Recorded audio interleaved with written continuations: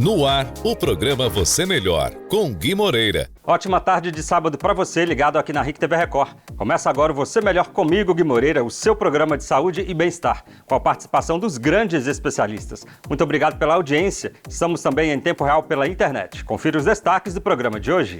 Saiba como é feita a oculoplastia, também conhecida como cirurgia plástica ocular. Veja na entrevista com o médico oftalmologista Dr. Pedro Victorino Neto. Maiara Roberti, especialista em estética avançada, apresenta as novidades em tratamentos para o rejuvenescimento facial. Os principais sintomas e o que existe de mais moderno para tratar aneurismas, com o médico neurocirurgião Dr. Hugo Doria Neto. Entenda o que é a fisiatria, conhecida como medicina física e reabilitação, com o médico fisiatra Dr. Kelvin Camilla. Tudo isso você vê agora no Você Melhor na RIC TV Record.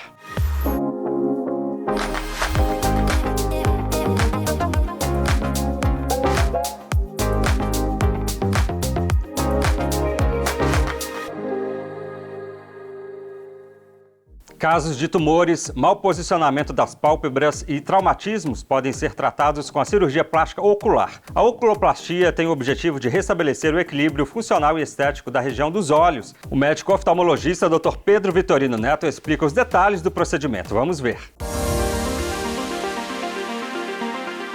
Olá, eu sou o Dr. Pedro Victorino Neto, sou médico oftalmologista com especialidade em oculoplástica, que é a cirurgia plástica ocular. Essa especialidade, ela consiste na recuperação, tanto estética quanto funcional, da região dos olhos, abrangendo a blefaroplastia superior, a blefaroplastia inferior, o entrópio, o equitrópio, pitose palpebral, entre outras afecções do tecido periocular. O procedimento estético mais realizado no Brasil é a blefaroplastia, que é a nossa cirurgia também mais realizada, que consiste na retirada, na blefaroplastia superior, na retirada da pele e da pálpebra da parte superior, e a blefaroplastia inferior, com também a retirada da pele e das bolsas de gordura. Essa cirurgia, ela compõe um conjunto de outras cirurgias anexas para melhora do contorno facial, entre elas a suspensão do meio da face, que é o mid-face lift, a suspensão do supercílio, alterações que a gente consegue realizar no canto palpebral, tanto lateral quanto medial. Então é uma cirurgia que tem um procedimento realizado na própria clínica, no nosso centro cirúrgico.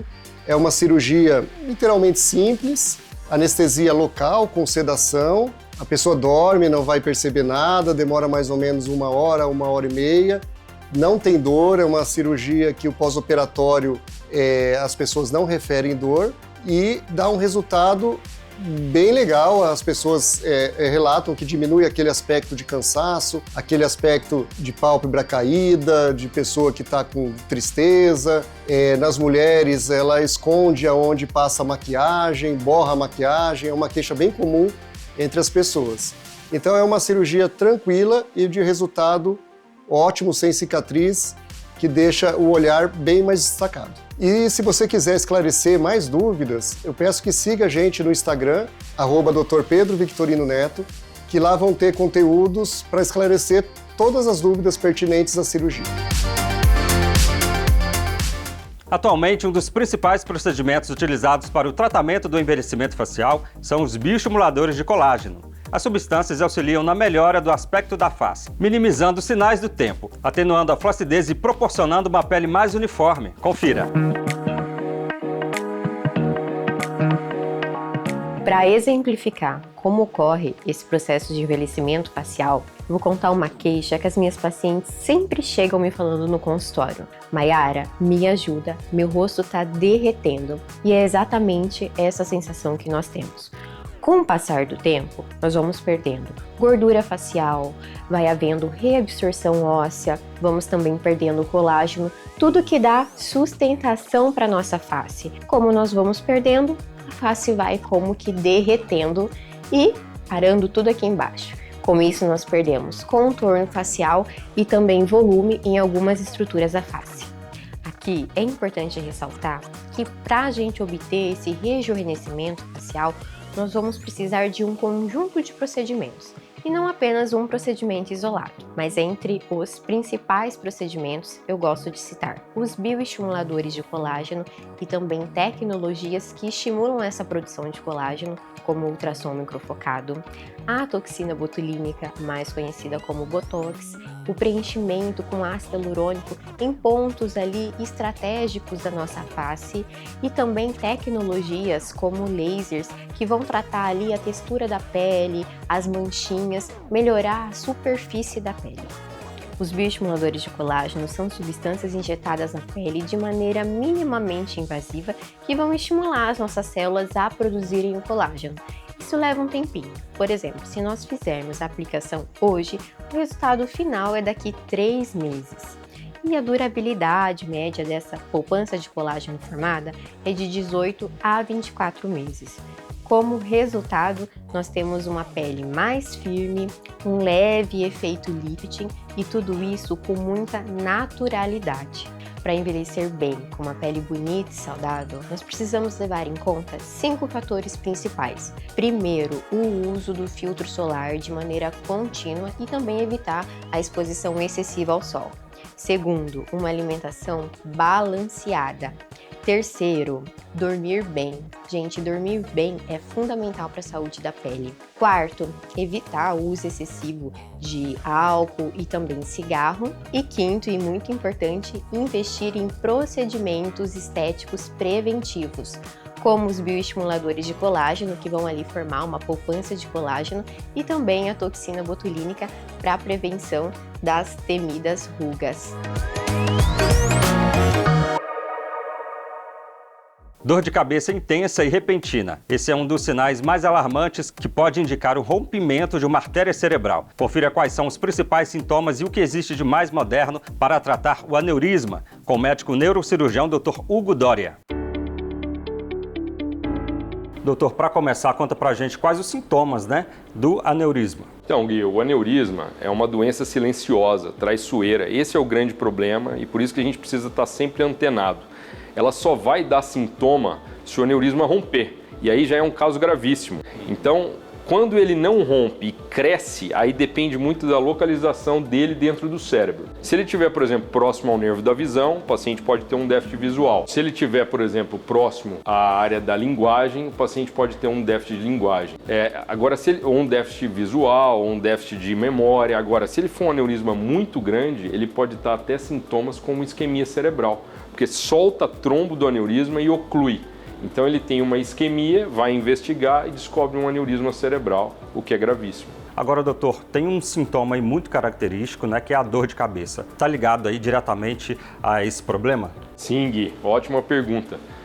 A dor de cabeça é o principal sintoma quando o aneurisma rompe. Quando ele não rompe, ele geralmente não dá dor de cabeça.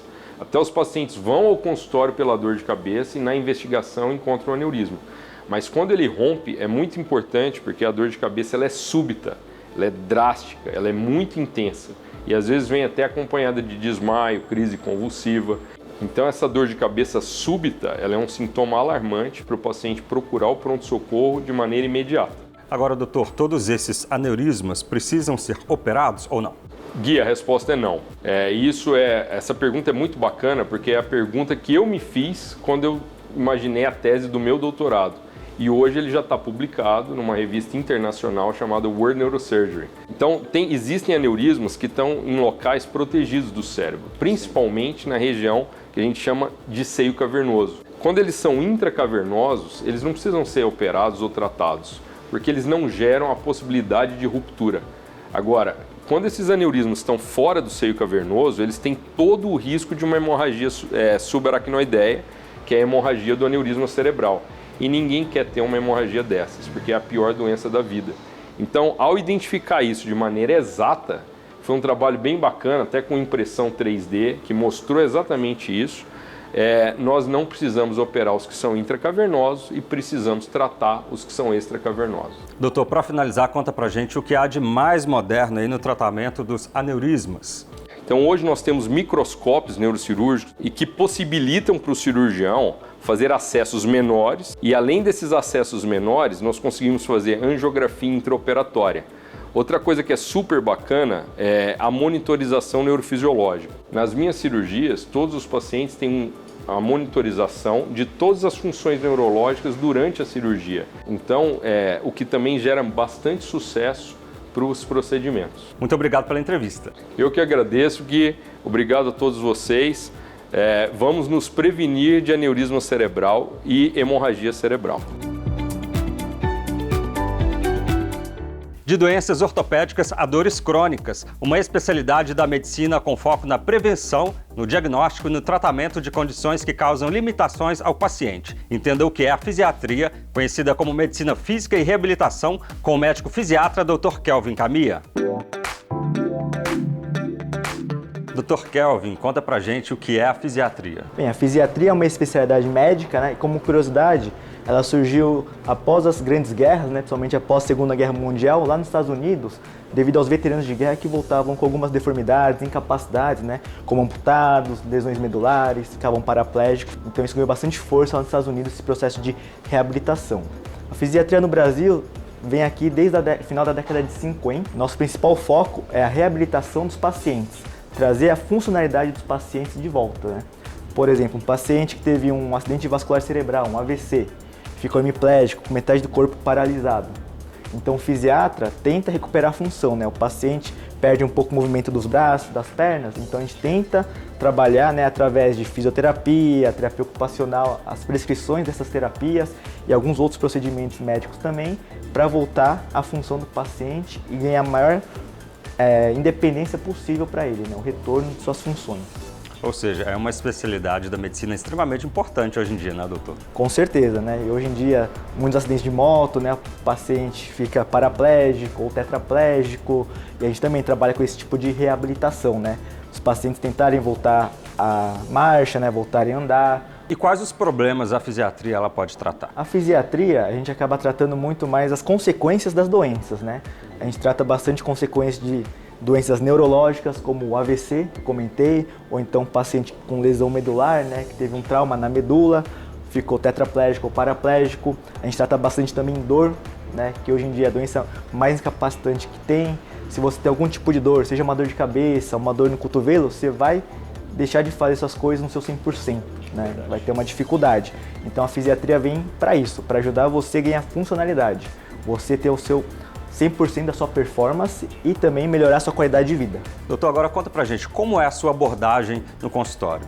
Bem, no consultório eu começo sempre, né, com uma avaliação clínica, né, tirando toda a história certinho, bem detalhada da queixa do paciente. Aí passo por exame físico também bem detalhado, faço exame físico neurológico, exame físico ortopédico.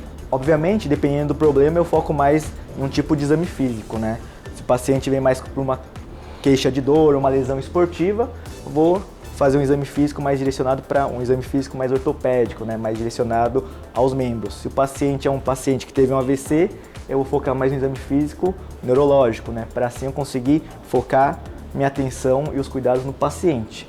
E após isso, se necessário, aí eu solicito alguns exames, né, como exames de sangue, exames de imagem, só para confirmar minha hipótese diagnóstica.